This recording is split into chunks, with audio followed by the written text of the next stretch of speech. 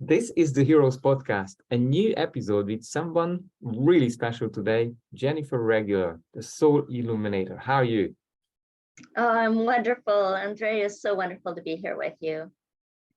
Well, this is an honor to have you, and I will intro you before we jump in and dive into your story and how you are helping people. So, Jennifer uses her incredible sense of intuition and insight to guide purpose-driven entrepreneurs to focus on the difference they want to make in alignment with their soul calling, while effectively managing their time and energy to prevent overwhelm. We'll talk about that. And Jennifer is an international speaker, author of Embrace Your Power, a healing journal of self-discovery, and a host of the Awaken and Ascend podcast. This is a mouthful. Where did this start, Jennifer? How did you become the Soul Illuminator? Do you want to tell us your challenges, maybe, or the hardships that you had to go through to come to this point? Yes. Well, there have been many challenges, and I call them a few different things. I call them assignments or initiations or rite of passage that takes you through something so that you can have the breakthrough, the healing, the insights, and then hopefully share that with others who might be going through the same or similar struggles. And there's so much that I had gone through in my life. I can honestly say it feels like I've gone through many past lives, even just within this one lifetime. When I was really young, just my biggest challenge actually was like more the world issues, the way that we were treating each other, the way I was seeing inequality and putting people down, and also the way that people would lift up and the way people would interact with each other and relate to each other and families and so on. Many would say that I'm an old soul. So even at 10 years old, I was starting to make notes and transcribing the things that I was seeing, observing. And I was going to call this book When Society Determines Your Destiny. Because that for me was the biggest challenge that I was seeing everyone, no matter where they were in the world, was facing. And it was 3 decades later that I actually formulated that book into a true message that I wanted to share. And you read that in the introduction. Embrace Your Power, a healing journal of self-discovery.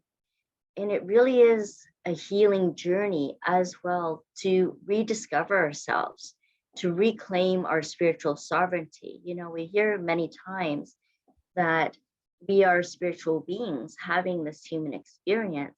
And yet through all our conditioning and our challenges and those initiations, rites of passage we go through, when it brings us down, when it dims our light, it dispirits us.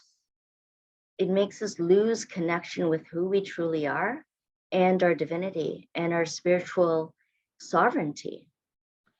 It dims our light into becoming something that we're not. It creates shadows of self-doubt, of shame, of insecurities. And I experienced all of those because it was very confusing for me being an empath when I was picking up so much energy from other people. And I mentioned the world energy, but also the people around me and my friends. And I really didn't know how to be because I didn't see things or think about things in the same way of a lot of my peers. And I'd often relate to people that were older than me because, again, different views on things that I could relate to a little bit more.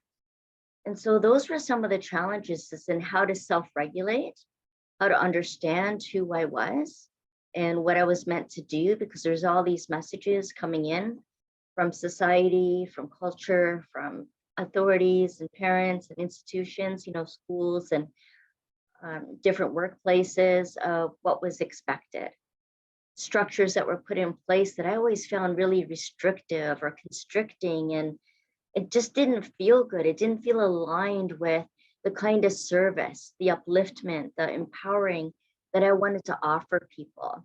And a lot of that took place when I worked for social services for over 20 years, working in the various systems. And my main intention in that became wanting to get people who were lost in the system out. And then years later, when I was focusing more on the spiritual well-being of myself and others, And it was really about helping lost souls, guiding the destiny of souls into their most empowered way of being. So even through 16 different job roles and 5 different business ventures, and that continues to evolve, the core theme in all of that was that mission to guide the destiny of souls into their most empowered way of being. And so that's why I've always taken, since I started this work, a soul-centered approach, getting back to who we truly are and what we're meant to share in this lifetime. And I've taken that journey, as I said, through many different roles and realizing I didn't want to relate role to role anymore. I wanted to connect more soul to soul. And so that became a different way of communicating, seeing, perceiving the world. But as a healing practitioner, which I used to do in integrated energy therapy and angelic communication and shamanic work, when you're on the path of a healer, a teacher, or a leader, there's much you have to go through to become that, to really embody that. So to become a healer, you need to know how to heal yourself. So I had lots of loss through bankruptcy, through end of marriage, through many friends and family going through an end of life, through losing pets, job, all of the things, that were released from me, that I had to learn about impermanence and non-attachment. And because I had suffered so much loss really early on, I had a real problem connecting with people on a deeper level because abandonment issues, they're going to leave or they're not going to be sticking around very long, So yeah, there was a lot to go through, a lot to learn about, a lot to discover, and how to recover and to heal. Jennifer, would you share one specific example? You talked about loss, and I really heard the pain behind that word. Do you want to share what and how exactly happened? And did that lead you to almost a loss of yourself or loss of your self-worth? Mm. And do you want to share how you've overcome it, if you did, at that point? Yeah, sure. So what comes to mind, the biggest loss that happened 27 years ago was the loss of my father. And even 27 years later, so much longer without him now than with him, it still brings tears to my eyes. I can still feel that emotional pain because my dad and I were absolutely inseparable. We were so close. We just got each other on many different levels. And he was always the one that was there, who was there for me to talk to, who would really listen to me, who would make me laugh because we joke around a lot or we'd play, board games and so on. And I was also going into my 4th year of university. So I was between my 3rd and 4th year of university when he passed. And I remember circling around in the university campus on my bike, not knowing where I was going, literally spinning in circles, wondering what I was going to do, because I honestly couldn't see life without my dad. I was on a really good path. At that time, back then I was thinking of becoming a clinical forensic psychologist. So I still had a lot of schooling ahead of me. I was doing really well in school and really happy on the university campus I was on, all my different friends, and I still had a lot of family, that I loved and that I was in with. But without my dad, I couldn't see any kind of future going forward. I lost my main support. I lost my sense of security. I lost my best friend. I lost my main parent figure in my life, and the one who always showed unconditional acceptance and love. What was And I've never felt that since again. And so there was that spinning, and then also leading up to his funeral and shortly after, I got off the bus one day on the way to work, and I thought, this just isn't going to work. I can't live without my dad. And so the suicidal ideation started, and I was just feeling like a lost sense of self. It felt so much a part of me, and I know it was a big part of his life too, towards the end especially, that I just didn't know. I didn't know the way forward. I didn't know how to go on. But then I also appreciated my connection with the other side, because that really allowed me if I remained open to it and didn't shut off myself completely from everything, stayed open to it and receptive to it, then I was able to communicate with him beyond death. And I was able to extract some of the insights, whether, at the time I felt real or I just imagined what he would say or what he would really say. It didn't matter. What mattered was what messages were coming and how that was supporting me in living life beyond his death. And so that started the first pivot. I decided to get my degree, even though it didn't lead up to PhD. A lot of different things changed. But just going back to answer your question, that was the main loss that I would say went so far dark for me, where I had to recover that light, recover my light, and let that illuminate my path forward. That's really powerful. And what I gathered from what you said is it was changing the narrative inside your head to almost imagine him still around, or probably access him in some other ways so you can deal with your life going forward. Very impressive. And I believe this is where people need to have, sooner or later, an empowering mind to step up, to be able to get on and move on with life, because that is a really hard formula that we have here on earth. We don't know how much time we got, and it's always lingering in the air, this letting go. How do you see this experience now? Are you still in some way in contact with your dad? You want to share Not that? as strongly anymore. It was interesting because I don't know how many people can relate to this, but many years after that, there was a moment where I had a really strong sense of his reincarnation. And because it felt like for me that I was losing him all over again. And it's kind of difficult to explain because it was really just this feeling that overcame me and this disconnect from the form that he had taken into this new form that he would now be. And so it kind of disappeared after that. I wouldn't say it's gone completely, but I didn't have to communicate as much anymore because then I did have the detachment. I was feeling more empowered and safe and secure again and being on my own. So it's like with anything, right? You see a coach for so long or a doctor every now and then when you need it, like you go back when you need that, but you don't have to have it beside you or with you all the time because that would be dependency, that would be attachment and not so healthy. But yeah, I can reach out to him if I wanted to, but after that, after I felt that reincarnation moment, it felt like a letting go, a freedom of both of us now on our own paths again, and less of that contact. That's a powerful share.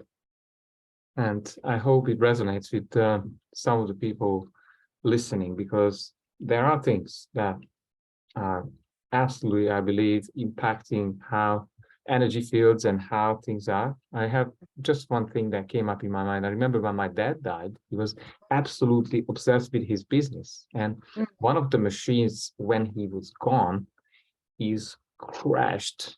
It's probably his energy, his obsessions kept things together, and then physical matter started to crash when he died.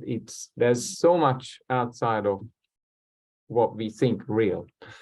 And if you're watching or listening to this, please explore. But moving on, so who are your clients, Jennifer? Who is coming for help to you? Yes. More than clients, I have more of an audience. So I do a lot of speaking on various podcasts and summits. I'm actually running my own summit during the time of this recording. It's called Wake Up and Change the World. And so really what I'm about is bringing people people, I mean spiritual change makers, transformational experts, and healing practitioners, light leaders, conscious leaders that are from all around the world who have felt purpose driven from a very young age, that have a message to share, a story to share, and that have created success from the inside out. So these are the people that I draw into my life, and I give them a platform to speak their message, to share their story, much like what you're doing here on summits and podcasts. And then there's also a course that I offer. So there's people that I go through. There's a couple. One is about harnessing the power of purpose in a new life direction, and that one's called Empowered. And there's another one called Ascend, which is actually coming up in a few weeks, and I run that about 3 times a year. And that's a 7-week program about embodied leadership, really embodying who you are and stepping into your passion, being able to harness your passion into your purpose.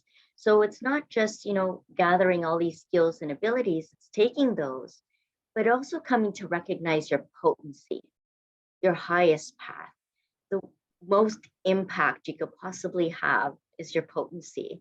And the way I see passion, Andre, is pass I on when you break up the word passion. And that I is your soul's expression of what you're here to pass on in this lifetime. So it's the people that are drawn to that and to living on purpose, to being of service, to wanting to wake up and change the world. Those are my clients. Those are the people that I'm supporting or in a transition to that.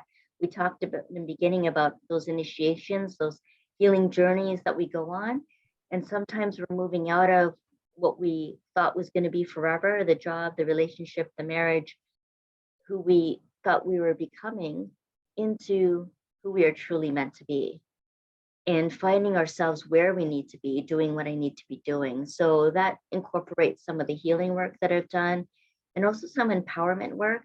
But really, as the Soul Illuminator, I'm mirroring and reflecting back, connecting with you soul to soul to listen and activate your soul's calling, to help you align with that and share with you the next steps that can support you in aligning with your soul's calling and becoming the person always know yourself to be. That's a big one. For a lot of people, I understand they never get to know themselves. Unfortunately, their time is up before they really go deep and start to reconnect to who they are or how they could have contributed, which at times it's a very late awakening for many. So what is the impact that you're looking for? If you look towards the future in 5 years, what would you be celebrating if things went well? I'd love to take the Wake Up and Change the World Global Summit on stage and actually creating conferences around that where we can meet face to face and in different rooms, and coming together in smaller circles and then coming together in a bigger circle and really amplifying that impact, that effect that it can have. So creating a movement around that so that we can truly uplift humanity, raise the vibration of the planet. But in my biggest vision is to create global harmony, global coherence. Because if we're all singing the song that our heart wants to sing from our heart, if we're all making our hearts sing, imagine that beautiful, beautiful melody that would come out of that. So yes. 5 years, yeah, let's do it. Let's go. I love your message, and I think things would massively shift, especially around what humanity is putting resources toward, where there's a lot of waste, tensions and wars, and yet we are not taking care of each other. There's so much work to be done, and the only way probably is to have this critical mass or elevate so many that hopefully it will reach higher levels of politics or government when they cannot ignore anymore the wish or the mainstream of coming from love and contribution. I hope that time is coming, and it's coming faster. I'm working on it. You're working on it. But what would you recommend if you have tips or tricks to someone who is, let's say, not on their own path, feeling like living someone else's life, discomfortable? What are the 3-5 things you could share to help them to find again that path that you're looking for, or that you're showing to people? Okay. So one thing is to recognize the power of the pause. So we saw this across the globe when we had the lockdown, the power of that pause from everything that anybody has ever known before, right? During that time, people were cleaning their houses, being home with each other, learning new ways of working and being, getting back into creativity and their creative projects, getting to all the things that they had put on the back burner, starting to change their perspective. There's power in the pause. And that gives us an opportunity to pivot, to recognize what else is possible. You know, during that time too, that's when people, even though we were separate, came together in solidarity. That's when all the social justice issues and issues around nursing homes and homelessness and addictions really came up to the forefront. Cultural, you know, discriminations and so on were coming to the forefront. There was so much awareness that came. There was this great pause and still feeling the effects of that, right? And the change from a product driven economy to a purpose driven economy really started to accelerate. People were meditating more. Global meditations really took off more. So there's real power in the pause. And I mean, that was one big example, but we can do that internally in our home, just spending 5-10 minutes, an hour or more if you have it, to take refuge, for that inner retreat, to just not shut out the world for a while, but just turn inward for a while. So the first step would be awareness. And that would come about more easily if you had a chance to pause and created some sacred space around you. And then allow things to unfold. Recognize the lessons that are being presented for you, that rite of passage that you're going through, right? The breakdown into the breakthrough phase where you're going on this healing journey, and that you start, things are kind of crumbling around you and you might be trembling, you know, there might be some anxiety, some depression, some suicidal ideation even. And to recognize that it's turning things around for you on a much better path, and to trust in that process, to have faith. And faith is another acronym for finding answers in the heart. So coming back into your heart space is going to support you. Even if no one else, you don't feel like you have anyone else around you, you have you. And so putting your hands over your heart and just feeling your hands there, holding you, embracing you, can support you. And then there's the rebirth that comes out of that, the becoming you, the rebirth into something new, much like the butterfly, right? We've all heard that cycle of transformation that the butterfly goes through. I mean, from a caterpillar to a butterfly, the caterpillar took many forms before it became a butterfly. So to have the courage to change and to recognize and be excited about, be curious about what else is possible. What else can you be? Who else can you be? How would you like to show up? So you get to create that. And you're fully supported once you make a decision around that. You'll notice things coming for you. You'll notice all the resources showing up. You'll notice the momentum gaining. One thing to recognize though is when you start gaining momentum, you're going to hit resistance. It's just the law of physics, right? Just like the airplane takes off against the wind. You're going to get that momentum, you need to have some of that resistance. So just recognize that, right? And be okay with that. So coming to a place of acceptance as well. So really it's embracing your power, right? And to recognize that it is a healing journey of self-discovery, and to just support yourself the best way you can through that. Be gentle. Yes, you're talking a lot about self-love, to become Mhm. one's best friend, probably. I could put it. So how can people find you when They're looking for more information. Is there a website? Do you want to share your contacts? Of course, we will have everything under the video, but go for it. Tell me how to find you. Yes, you can find me. My website is lightingthepath.ca. So everything that I offer would be on that. I do encourage you, if you're looking for some insight, for some inspiration, not just for me, but for many different transformational experts and spiritual change makers and practitioners and leaders that are also sharing incredible messages and insight, to check out the podcast on YouTube.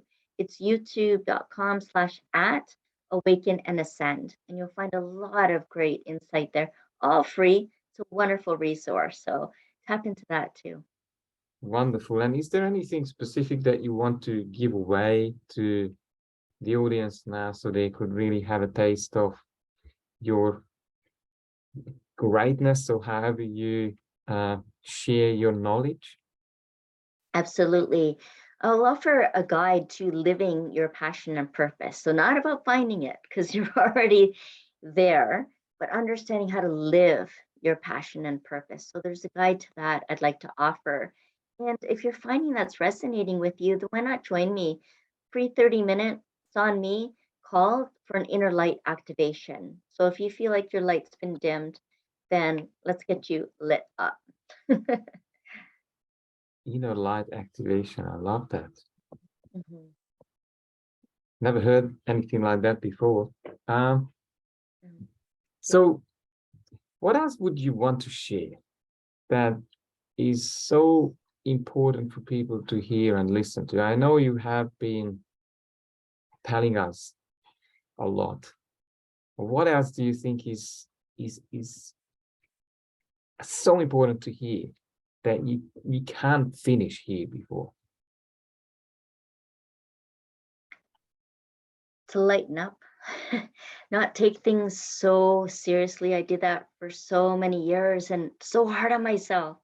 So much pressure I took on myself. And it tightened me. It made me rigid. It made me just feel like there's a lot of pressure, you know? So I kept training myself to lighten up, to lighten up. Because when you lighten up, you free yourself.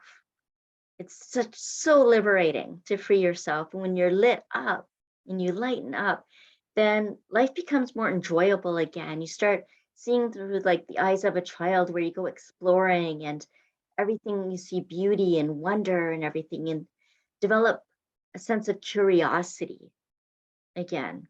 When you lighten up, you really shrug off all the shoulds, all the should be, should do, shouldn't do. You stop shooting on yourself and you unburden. And that is so liberating. So you give yourself freedom and fulfillment and a renewed focus when you can lighten up. I loved it. I sometimes I created recently these self-worth principles, and you might want to speak to this as well. I think rule 2 or 3 is: 1, get serious about your life, because you need to have at least an outcome or something that you go for, or setting direction. But the Sure. next point I said, take it easy and don't get stuck. And then would you say there these two is very necessary to have a fulfilling journey of authenticity and contribution, and a good balance of it? Absolutely. So you can get serious about creating the best life possible. You can get serious about devoting your life to what you're most about, and then allow it to unfold. Once you've just made that decision, you got serious, you're like, it's not just an idea anymore. You made this decision now. So your idea became a decision. Then you let it go. The seed's been planted. It's going to bloom in its own time. Allow things to unfold. That's when you get to take it easy now and just follow the momentum. Take inspired action, not willful action, but inspired action. That's where it's going to lead you into blossoming into the most beautiful, beautiful being that you are. Jennifer, it was very insightful to have this conversation with you. There's so much gold in it. Thank you very much for your time. I loved it. I will put all your details and the gift under the video. Is there any last words that you want to share? The last golden nuggets, because it was so meaningful. I don't want to finish this conversation here. So appreciate you. And what's coming to me is just a little add-on, because you mentioned the word balance. And I don't know that there really is such a thing. I think it can become a real struggle. And so we want to eliminate the struggle. What we really want is to create harmony. And balance, truly, I believe, is what we really want is to be centered, to have a strong center, to be grounded. So there's many centering exercises you can do, rather than thinking of it as trying to find balance, because it's going to be a struggle. It's a very fine point to find the exact balance. So becoming centered might be a new goal. Jennifer, thank you very much. I will point people towards you to get those centering exercises. And yes, reach out to Jennifer, because she has goals for you.